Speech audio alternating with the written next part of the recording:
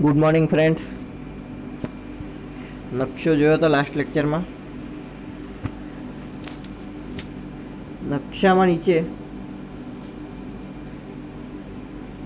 સંજ્ઞા પ્રણાલી દર્શાવી છે. જ્યાં ગોળ કરવામાં આવેલું છે વિદ્યાર્થી મિત્રો, તે સ્થાને વન્યજીવ અભયારણ્ય આવેલું છે. આ બધા સ્થાનો પર જ્યાં સ્ટાર કરવામાં આવ્યું છે ત્યાં પક્ષી અભયારણ્ય, પક્ષીઓ માટેનું અભયારણ્ય, અને જ્યાં ત્રિકોણ નિશાન કરવામાં આવ્યું છે ત્યાં રાષ્ટ્રીય ઉદ્યાન.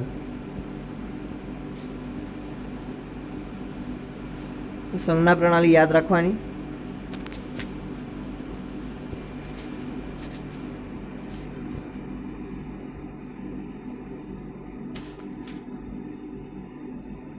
જોઈએ આગળનો ટોપિક, વન્યજીવો પરના જોખમો, કે વન્યજીવો પર કયા કયા જોખમો આવે છે. આધુનિક યુગમાં માનવીના લોભ, લાલચ અને વિકાસના હડફેટે આવવાથી સમગ્ર વન્યજીવ સૃષ્ટિના અસ્તિત્વ સામે પ્રશ્નાર્થ ચિહ્ન મુકાયો છે. કે વધતી જતી વસ્તીના કારણે જંગલોનું નિર્વનીકરણ થાય છે, એટલે કે જંગલ વિસ્તાર છે તે ઓછો થાય છે. તે માટેના કારણો આપણે ચેક કરીએ, જાણીએ, તપાસીએ તો સમજાય છે કે જંગલ વિસ્તારોના સતત થઈ રહેલા ઘટાડાથી વન્યજીવો તેમના કુદરતી આવાસ ક્ષેત્રો, એટલે કુદરત તરફથી મળેલું જંગલ છે જે તેમનું ઘર છે પ્રાણીઓનું, તેવા ક્ષેત્રો ગુમાવીને નિરાશ્રિત બની રહ્યા છે. ખાલ, માંસ, દાંત, વાળ અને હાડકાં મેળવવા થતો શિકાર એ એક મોટી સમસ્યા છે. ખાલ એટલે ચામડી. જંગલોમાં પાલતુ પશુઓના ચરાણથી તૃણાહારી વન્યજીવોને ખોરાકની અછત થતાં તેમની સંખ્યા પર માઠી અસર થાય છે. કે જંગલોમાં જે પાલતુ પશુઓના ચરાણ એટલે જે ચરવા જાય છે તે બધું ઘાસ બધું ખાઈ જાય છે તૃણાહારી વન્યજીવો. બીજા બધા જંગલી પ્રાણીઓ બધો ખોરાક ખાઈ જતા હોવાથી તેમને ખોરાકની અછત થાય છે. જંગલ ક્ષેત્રોમાં તૃણાહારીઓની સંખ્યા ઘટતા માંસભક્ષી વન્યજીવોને પૂરતો શિકાર ન મળે તે સ્વાભાવિક છે. કે તૃણાહારીને પૂરતો ખોરાક ન મળે, તેમની સંખ્યા ઘટી જાય તો જે માંસભક્ષી છે, જે તેઓને ખાય છે, તેઓને પણ પૂરતો શિકાર ન મળે.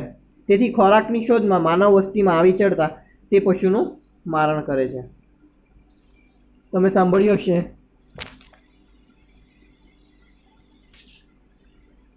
આપણે સાંભળીએ છીએ આજકાલ કે કોઈક ગામડામાં દીપડો નીકળ્યો, કોઈકમાં વાઘ નીકળ્યો. આ બધા ખોરાકની શોધખોળમાં માનવ વસ્તી સુધી આવી જાય છે.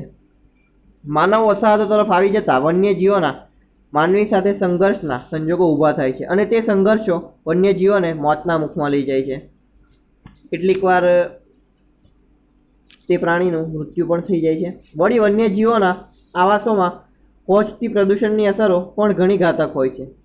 કે જો કોઈક જંગલના આસપાસ ફેક્ટરી હોય અને તેના કારણે જંગલમાં રહેતા પશુઓને નુકસાન પણ થાય છે. આ ઉપરાંત વન્ય ક્ષેત્રોમાં થતી માનવ પ્રવૃત્તિઓથી વન્યજીવો પર માઠી અસરો જોવા મળે છે, માઠી અસરો પડે છે.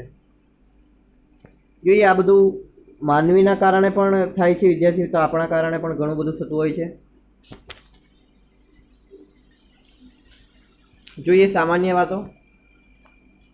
ઘર આંગણે જોવા મળતી ચકલીઓની સંખ્યામાં હવે ઘટાડો થતો જોવા મળે છે. તમે જોયું હશે પહેલાં ઘર આંગણામાં પણ ઘણી બધી ચકલીઓ આવતી હતી. આપણે ચોખા, ઘઉં કંઈ પણ નાખતા હતા ખાવા માટે, હવે નથી આવતી. સિંહ ગુજરાતનું રાજ્ય પ્રાણી તથા સુરખાબ રાજ્ય પક્ષી છે. એશિયાઈ સિંહ, ઘુડખર અને પટ્ટી ગરોળી જેવા પ્રાણીઓ ભારતમાં માત્ર ગુજરાતમાં જ જોવા મળે છે. જંગલી ભેંસ, ભારતીય બાયસન, હાથી, ચિત્તો, મોટી ભારતીય ખિસકોલી, વાઘ ગુજરાતના જંગલોમાંથી લુપ્ત થઈ ગયા છે. આ બધા ગુમ થઈ ગયા છે, ઓછા થઈ ગયા છે. કચ્છ રણ અભયારણ્ય ગુજરાતનું સૌથી મોટો રણ વિસ્તાર ધરાવતું અભયારણ્ય છે. કરજણ લાઈન. પોરબંદર પક્ષી અભયારણ્ય ગુજરાતનું સૌથી ઓછો વિસ્તાર ધરાવતું અભયારણ્ય છે, સૌથી નાનું. જંગલોના વિસ્તારોમાં થતા ઘટાડાથી ખોરાક અને આશ્રયની શોધમાં વન્યજીવો ક્યારેક માનવ વસ્તી તરફ આવી જાય છે. જેમ જોયું આપણે, વન્યજીવોના ક્ષેત્રોમાં થતા માનવ હસ્તક્ષેપ એટલે માનવનો જે હાથ હોય છે તેમાં તેમની સાથેના અથડામણોમાં સર્જાય છે. તેવી ઘટનાઓથી વન્યજીવો માનવ રોષના ભોગ બની જીવ ગુમાવે છે. દક્ષિણ અને દક્ષિણ પૂર્વ ભારતમાં જંગલોમાંથી ખોરાકની શોધમાં હાથીઓના ઝુંડ કૃષિ વિસ્તારોમાં આવી ભારે ઉત્પાદ મચાવે છે. ઉત્પાદ એટલે નુકસાન મચાવે છે. સૌરાષ્ટ્ર અને દક્ષિણ ગુજરાતમાં દીપડાના હુમલાઓનું અને ગુજરાતના ઉત્તર પૂર્વના વન વિસ્તારોમાં રીંછ દ્વારા માનવીઓને ઈજા પહોંચાડવાની કે માનવીને મારી નાખવાની ઘટનાઓ જોવા મળે છે. આવી દુર્ઘટનાઓ ન થાય તે માટે આગમચેતી એક જ શ્રેષ્ઠ ઉપાય છે કે પહેલાંથી સાવચેતી રાખવી તેનો તે જ ઉપાય છે. આગળ જોઈએ વિદ્યાર્થી મિત્રો કે વન્યજીવ સંરક્ષણના ઉપાયો કઈ રીતે વન્યજીવ સંરક્ષણના કઈ રીતે સંરક્ષણ કરી શકીએ. જંગલ વિસ્તારોની જાળવણી કરી તેમાં ઉત્તરોત્તર સતત વધારો કરવા માટે લાંબા ગાળાનું ચુસ્ત આયોજન હાથ ધરવું જોઈએ કે જે જંગલ આપણે કાપીએ છીએ જરૂરિયાત માટે જેટલા વૃક્ષો આપણા દ્વારા કપાય છે તેટલા જ ફરીથી રોપવા જોઈએ. જંગલ વિસ્તારો અને વન્યજીવોના સંરક્ષણ માટે વધારે સખત કાયદાકીય જોગવાઈઓ અને ચુસ્ત અમલીકરણ માટે આપણે સૌ એટલે કે આપણે બધાએ પ્રતિબદ્ધ બનવું પડશે. વિવિધ સામાજિક સ્વૈચ્છિક સંગઠનોએ આ બાબતને ટોચની અગ્રતાને ગણી જનજાગૃતિ કાર્યક્રમો યોજવા જોઈએ. શાળાઓમાં શીખવવામાં પાઠ્યક્રમોમાં આ સમસ્યાની વિગતો સમાવીને ભાવિ નાગરિકોના જાગૃત કરવા જોઈએ. કોઈ વિકાસ યોજનાના અમલીકરણ પૂર્વે તેના પર્યાવરણીય અને જીવસૃષ્ટિ પર પડનારી વિવિધ અસરો તપાસવી જોઈએ. જંગલ વિસ્તારની બહાર આવેલા મોટા વૃક્ષો કપાતા અટકાવવા જોઈએ. તેના પોલાણો અને ડાળીઓ અનેક પક્ષીના માળા બનાવવાનું સ્થાન છે કે જે આપણે વૃક્ષ કાપીએ છીએ તે આવું નથી વિચારતા કે આ વૃક્ષ પર કોઈ પક્ષીનું ઘર હશે. યાયાવર અને જળાશ્રય એટલે કે જળ કાંઠે વસતા પક્ષીઓની જરૂરિયાત પરિવેશ તળાવ, ખેતરશેડાની તલાવડી કે જળપ્લાવિત ક્ષેત્રની જાળવણી કરવી જોઈએ. વેટલેન્ડ એટલે ભીનો પ્રદેશ કે જેમાં પાણી રહેતું હોય ભરાઈને. ખેતી ક્ષેત્રે વપરાતા જંતુનાશકોને બદલે જૈવિક કીટનાશકોનો પ્રચાર અને વપરાશ વધારવો. પ્રદૂષણ ઘટાડવા સતત પ્રયાસો કરવા. પ્રદૂષણ ઘટાડવા અંગે સક્રિયપણે કામગીરીની તાતી જરૂરિયાત છે, ખૂબ જરૂરિયાત છે. જંગલોના દાવાનળને પહોંચી વળવા પેટ્રોલિંગ અને સાવચેતીનું આગોતરું આયોજન કરવું. પેટ્રોલિંગ એટલે ફરવું. જે પોલીસ લોકો પેટ્રોલિંગ કરે છે, ફોરેસ્ટ ઓફિસર, ફોરેસ્ટ ગાર્ડ પણ પેટ્રોલિંગ કરતા હોય છે. જંગલોમાં દાવાનળ એટલે એક આગ લાગી જાય જંગલોમાં તો એ આગ વધ્યા જ કરે છે, શાંત નથી થતી. તો તે આગ ન લાગે તે કારણે પેટ્રોલિંગ કરવું. ઘણીવાર આગના કારણે પણ કેટલા પ્રાણીઓ મૃત્યુ પામે છે. આગળ જોઈએ વન્યજીવ સંરક્ષણ માટે લેવાયેલા પગલાઓ.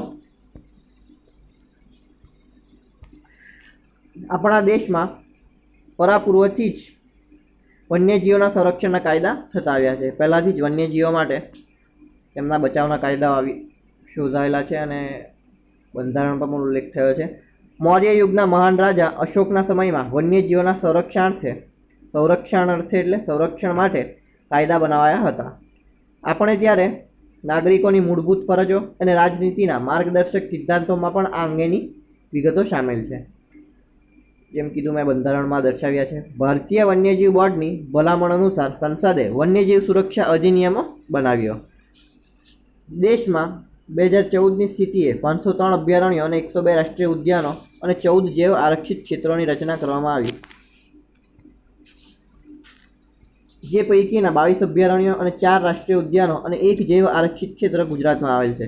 જેના અસ્તિત્વ માટે જોખમ અને વિનાશને આરે હોય એવી વિશિષ્ટ પ્રજાતિઓ માટે ખાસ સંરક્ષણની યોજના બનાવી છે. જેમનાથી કેટલીક વન્યજીવ સંરક્ષણ પરિયોજનાઓની વિગત જાણીએ. જોઈએ હવે આ બધા અભયારણ્યોમાં શું કરવામાં આવે છે.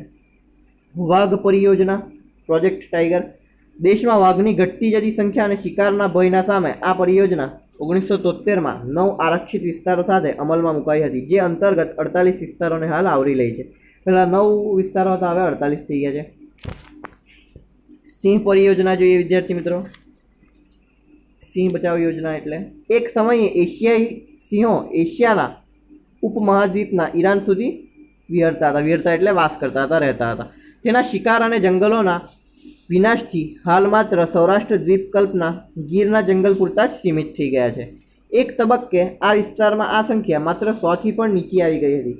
એશિયાઈ સિંહોના સંરક્ષણ માટે 1972માં ગીરમાં યોજના શરૂ કરાઈ. પેલું 1973માં કરાયું, આ 1972માં.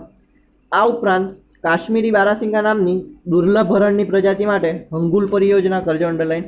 ખારા પાણીના મગરમચ્છ માટે મગરમચ્છ પરિયોજના, ભારતીય ગેંડાના સંરક્ષણ માટે ગેંડા પરિયોજના અને હિમ દીપડા પરિયોજના પણ મુખ્ય ગણી શકાય. હિમ દીપડાના સંરક્ષણ માટે આ બધા અલગ અલગ પ્રાણીઓ માટે અલગ અલગ સંરક્ષણ યોજના કરવામાં આવી હતી. આગળ જોઈએ વિદ્યાર્થી મિત્રો, લાસ્ટ ટોપિક, લાસ્ટ જ પેજ છે. વન્ય જીવ સૃષ્ટિના બચાવ અને સંરક્ષણ માટે સમાજ અને સરકાર દ્વારા દૃઢ ઈચ્છા દાખવીને બતાવીને સાચી દિશામાં પગલાં ભરાય તો વન્યજીવ સંરક્ષણ શક્ય છે. વિકાસની સાથે સાથે પર્યાવરણના જતનનો મંત્ર સિદ્ધ કરવા આપણે સૌ એટલે બધાએ પ્રતિજ્ઞાબદ્ધ થઈ પ્રયાસ કરવા પડશે. નીચે જો વિદ્યાર્થી મિત્રો આટલું જાણવું ગમશે તમને કે ગીર રાષ્ટ્રીય ઉદ્યાન છે તેની સ્થાપના 1975માં થઈ હતી. વિસ્તાર કેટલાક ચોરસ કિલોમીટર 258.71 ચોરસ કિલોમીટર સુધી વિસ્તરેલો છે. જૂનાગઢ જિલ્લામાં આવ્યું છે અને તેના મુખ્ય પ્રાણીઓ સિંહ, દીપડા, ચિત્તલ, ઝરખ, સાબર, ચિંકારા અને મગર છે. તે જ રીતે આ બધું જુઓ તમે. કાળિયાર રાષ્ટ્રીય ઉદ્યાન, વાંસદા રાષ્ટ્રીય ઉદ્યાન નવસારીમાં છે. આ દરિયાઈ રાષ્ટ્રીય ઉદ્યાન કચ્છનો અખાત જામનગર પાસે છે. કાળિયાર રાષ્ટ્રીય ઉદ્યાન ભાવનગરમાં છે. કાળિયાર, વરુ, ખડમોર, ઘોડાર જોવા મળે છે. નવસારીમાં છે, તેમાં દીપડા, ઝરખ, ચિત્તલ, ચોસિંગા જોવા મળે છે. આ જોયું હશે વિદ્યાર્થી મિત્રો વાંસદા રાષ્ટ્રીય ઉદ્યાન તમે.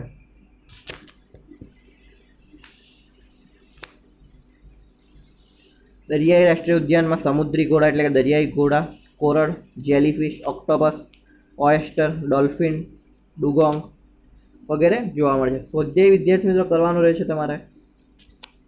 અહીં આપણો પાઠ પૂર્ણ થાય છે. સરળ છે પાઠ, એકવાર વાંચજો તમે બધા ટોપિક.